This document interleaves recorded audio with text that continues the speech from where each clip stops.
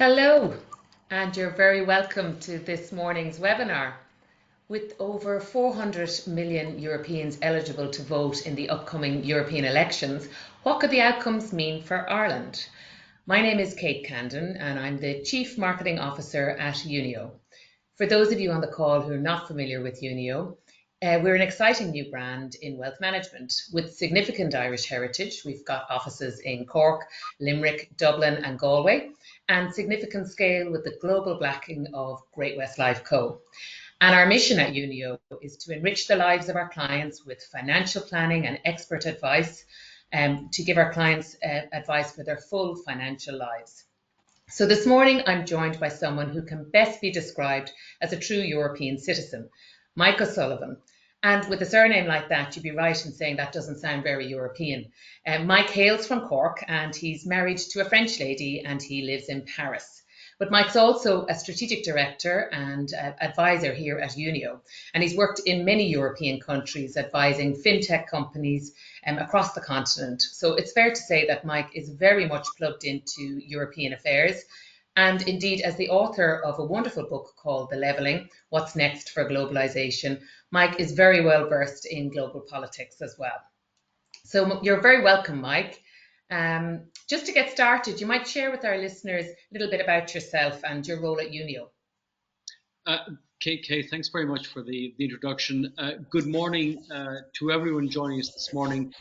You're all very welcome. I hope this is the first of a whole series of briefings we'll do on economies, markets and finance.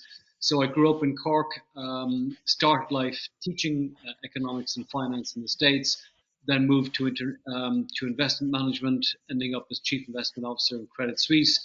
And then the last couple of years really gone back to writing, researching on economics, politics, but also advising fintechs and wealth managers.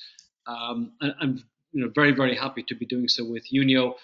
Ireland, I think, is an unusual country in that we're getting wealthier, but we don't quite yet have that investment culture and that wealth infrastructure, and that's what we really want to help build. Super, Mike. And just a little bit around the governance, I suppose, and why it's important for our listeners and particularly our clients as well. You're the chair of our Global Macro Council and the Investment Committee at Unio. What kind of work do those committees do and why are they important, especially in the context, I suppose, of European elections and what's going on in the world?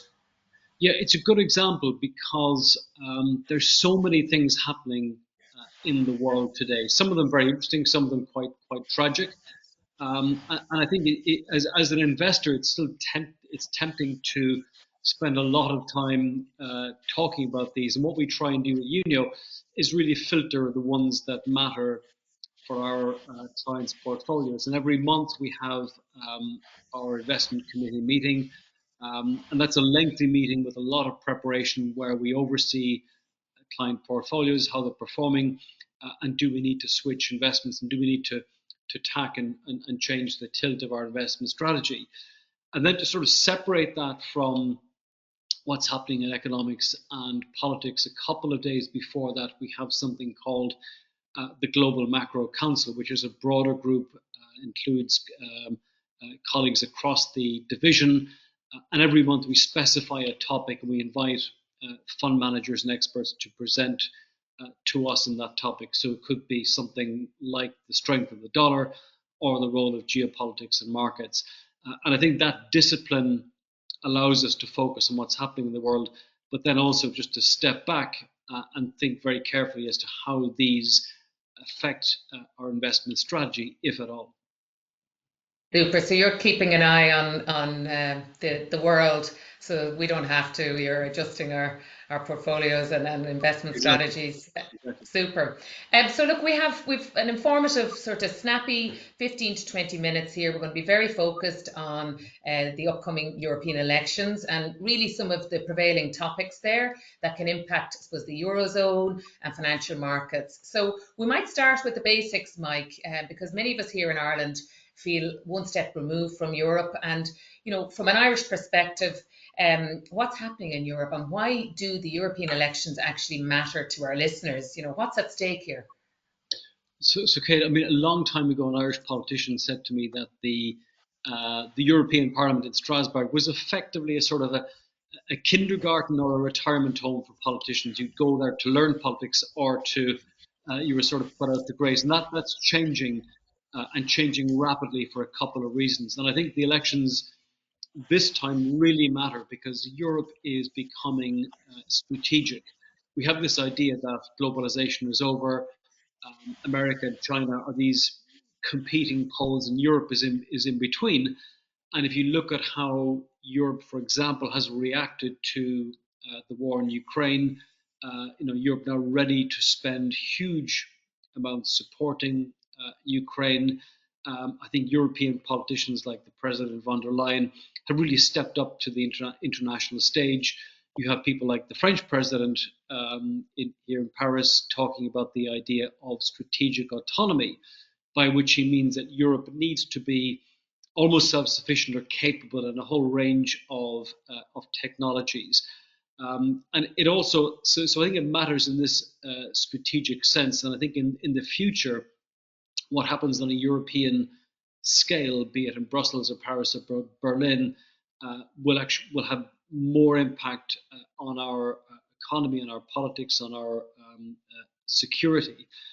And then behind this is the worrying idea of the rise of the right and the far right in Europe, and we'll see that across a whole range of countries. There's a vigorous debate around some of these issues in Ireland as well. So in a way, it's a barometer for some of the trends, the good ones and the bad ones that are beginning to percolate upwards in the European debate as economies and societies change.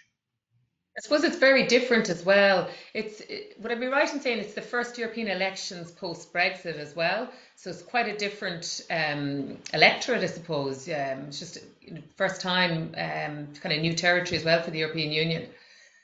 It is, Kate, and I still find the debate, and we have the distraction as well, of course, that the election just been called in the UK, and uh, I think in Ireland we are probably naturally drawn to what's happening in the UK or in the US. I think Europe, we probably need to focus a bit more on it. And the issues that are coming up in Ireland, I mean, I watched the debate on RTE a week or so. Immigration is obviously a topic, the cost of living. They're also present on the European scale, but I think things like the prospect of a war in Europe is a very live issue across Germany, France, etc., and it's just maybe gratefully something we're not really seeing or hearing in Ireland. We might come back to that because so we know what's happening across Europe. 400 million people are going to go to the polls over that weekend. So I think it's the 7th of June here in Ireland to vote 751 European parliamentarians. Like Germany being the biggest country to vote with, I think it's 64, 65 million people, and then France and Italy following that. So a lot going on. So what are the topics? You touched on them there, around defence, the green economy, even economic policy. So what are the different narratives? You're plugged in across Europe. You also know what's going on in Ireland. What are the different stories there that you're seeing in terms of these topics and debates in Ireland versus Europe? Okay. So I think the areas where the European debate is different to ours, defence and security are huge issues across Europe. Hmm. Um, and I think the centre of gravity of European politics is really is moving eastwards. So after the invasion of Ukraine, the Baltic states have become quite vocal. Obviously, they face an urgency that other countries don't face. Poland, I think, also with Donald Tusk now as the prime minister, is becoming a much more important country in Europe. It's now it has a pro-European government, unlike some of the more, if you like, rogue governments like Hungary. So I think the first thing I would emphasise is that defence, security are really important issues. The second one, which again touches a bit on Ireland, is this whole notion of uh, preparing the technologies of the future, green technology. We have a range of green technology companies in Ireland. but I think we haven't really seen the force of the investment trends that are writ large across Spain, France, and Germany. And then the other, I think, optimistic area I would point out is the European Parliament, one of its last acts has been to sign off the European AI Act, which frames the use and development of AI across Europe. That's really important to Ireland in a number of respects because we're a tech-heavy economy. We're very tightly linked to the US, and a lot of the AI leaders are in the US. So I think the European AI Act will actually frame how AI is developed, how it grows as an economic sector across Europe, and also its regulation. So in this case, Ireland won't be regulating AI effectively. That will happen from Europe. And then around this, the intention is to build a whole range of what they call supercomputing poles of excellence involving quantum computing, etc. So it's something we have to keep an eye on because these are the technologies of the future. We've done very well in the last 10, 15, 20 years from segments like software. And I think AI and the sort of the deep tech elements around that will be the next wave. And a little bit of a diversion off the topic here, but you mentioned the European AI Act in Ireland, being a hub for foreign direct investment in tech companies. How well positioned do you think Ireland is as an economy, in that AI space in terms of attracting talent and I suppose for that sector to thrive here versus Europe or even the States?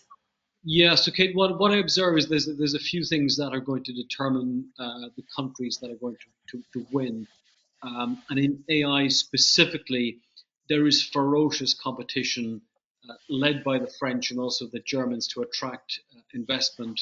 The French have got two of the big AI companies in Europe here in Paris with investment from the likes of Microsoft. I think we have to look also at a whole range of things like our education system. We're probably not as strong in areas like physics and deep technology as we are in areas like software. So perhaps that's something to watch for the future. The area of investment and funding is important. Ireland has a small but growing venture industry, but the venture poles of excellence in Europe, again, Berlin, London, Munich as well, are much bigger and much stronger. And I think the Ireland is just going through a review of its investment sector in terms of the regulation and how the government shapes that.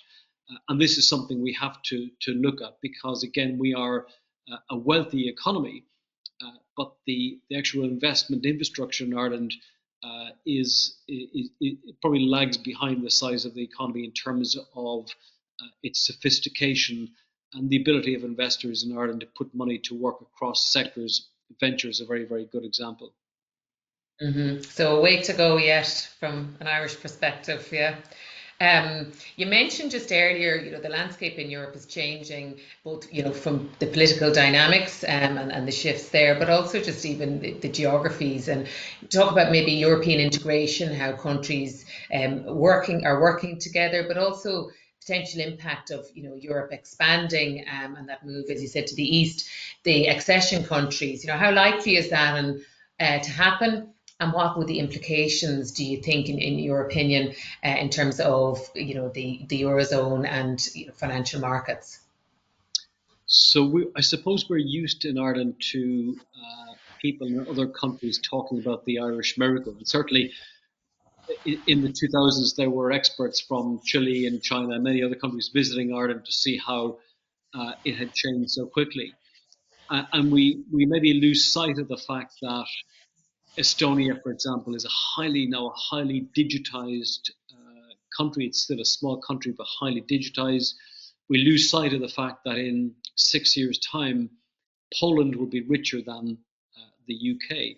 So there's all these other success stories on the other side of Europe. We have, I think, close relations to some of these countries, but at the same time, it shouldn't make us in any way complacent. And that suggests, I think, that the balance of power politically will probably move towards the east. At the top of the EU, we're going to see a number of changes. There will be, for the first time, a European defence minister. Probably would be the current Polish foreign minister. So we're going to see a lot of things change, and I think we're going to see the European leadership be a lot more strategic and a lot more forceful on areas like trade with China that will affect, obviously, Ireland's trade relationship with China in terms of FDI, and we have a very, very close relationship with the US. On the Eurozone, I think the really big puzzle is capital markets union. And there's a couple of very important Irish officials leading that. The European Commissioner, Pascal Donoghue, is the head of the Eurozone finance ministers. And I suspect that they're quite frustrated because a number of countries have effectively stymied capital markets union. The capital markets union it's a very technical thing. It's not by any stretch a vote winner. But if you ask yourself the question, how can America produce these huge tech giants, be it Google or Microsoft or even SpaceX? Part of the riddle is capital markets and being able to access deep capital markets, and we're not there yet in Europe. Okay, so that's very interesting. So I'm sensing a real maturing as well around the European Union itself. It's a relatively new concept, but as you say, it's got to stand up now and be much more strategic. Yeah, so that's a very interesting perspective, and particularly around the change and the shift to the east. So we might talk a little bit more about that, just the likely different scenarios. So we're coming up to this election. What are the different scenarios, and what should we be thinking about, or what are the likely implications, I suppose, of the couple of scenarios? Yeah, let's talk about the election itself. I think my main scenario would be that the big change, the big tilt, is that the two right-wing or far right-wing groups, the ECR, which is kind of the conservative right parties in Poland, and then the IND, which is a kind of the nasty far right, people like the AfD in Germany, the Rassemblement National in France, or the old Front National. They will do well. And they will do well principally because immigration is a really big issue. The issue of security is a big issue. And also, I think, as you typically get in these elections, people want to give sitting centrist governments a bit of a kicking. So that's the main scenario, and that increase in the right vote will come at the expense probably of some parties on the left and some of the Greens and some independents. A more extreme scenario is that the parties on the right do well enough that they, and then some more extreme parties on the left, get close enough to enough votes to block, for example, the confirmation of Ursula von der Leyen as the European president. That would be, I think, quite embarrassing for the European leadership, which makes me think that it won't happen, that the centre parties, even if they don't feel convinced about a presidency, that they will come together to vote for her. Mm-hmm. And I think if she doesn't get through, then there'll be probably a couple of spare candidates, the Greek Prime Minister, potentially also Mario Draghi. And I think we will see then the various commissioners be reappointed. Many of the key ones I think will stay in place. Thierry Breton, who's in charge of the sort of the tech area, a new defence minister. We'll have a new European foreign minister. It could well be the Estonian prime minister. So there'll be I think a change in leadership, and I think what we as Irish people will notice is that on global issues, Europe will take a much bigger role and have a much bigger voice. And maybe for the first time, the big countries like France and Germany will allow Europe to have a voice alongside their foreign ministers. So one example would be when Xi Jinping visited Paris 2 weeks ago. He was met not just by President Macron, but also by Ursula von der Leyen. And then after that, we'll see more of a focus on security, green tech, etc. Okay, so A lot of information there, and I suppose being, an investment, the chief investment officer for at Unio, I suppose you're looking really for an outcome of some change, but stability is the preferred scenario there. We might bring it back before we finish up, just bringing our clients to the fore here, and wondering, Mike, have you any sort of last points of importance to share with our clients in terms of things they should be thinking about in terms of their portfolio, or what maybe they should be asking their advisor in light of all that we've discussed just now? Yeah, so again, it's very interesting stuff. But what we are, our discipline at Unio is always to say, well, what does it mean for the portfolio?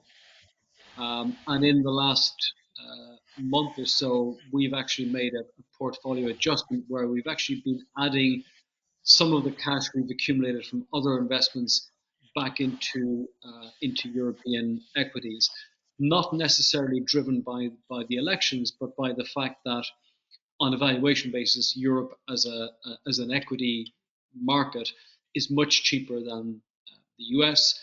We're now beginning to see a recovery of sorts in the European economy. Some of the really weaker economies like Germany looking like they're turning the corner. We have a rate cut ahead of us from the ECB. So the investment case for Europe is getting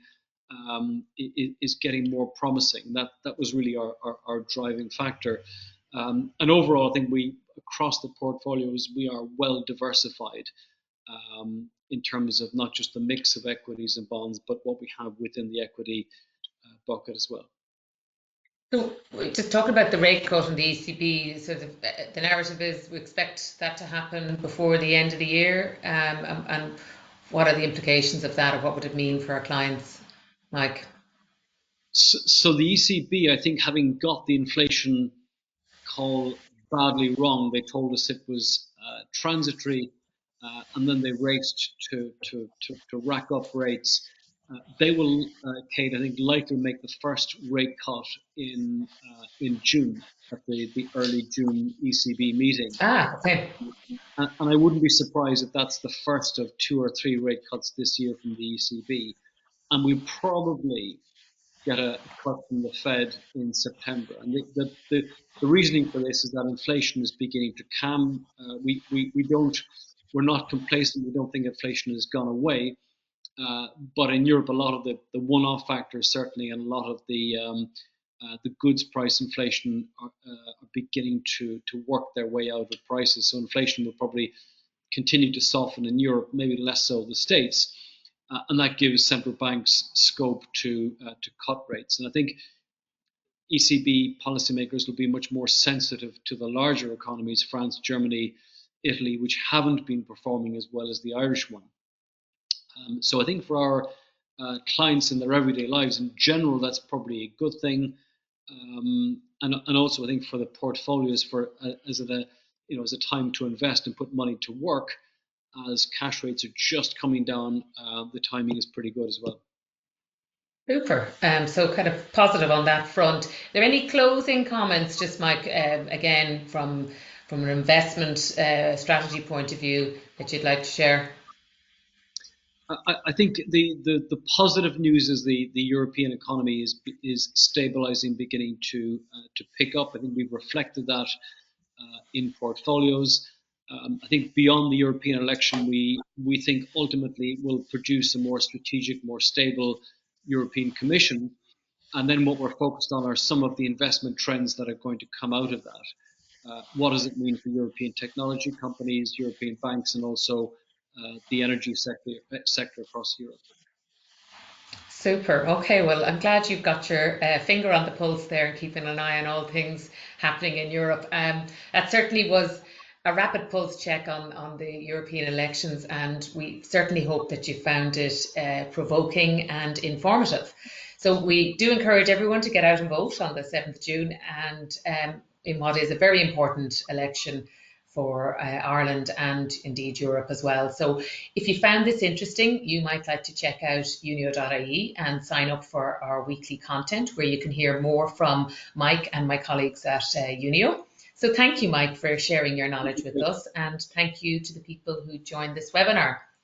So goodbye from myself and the wonderful team at Unio. Have a great day. All right.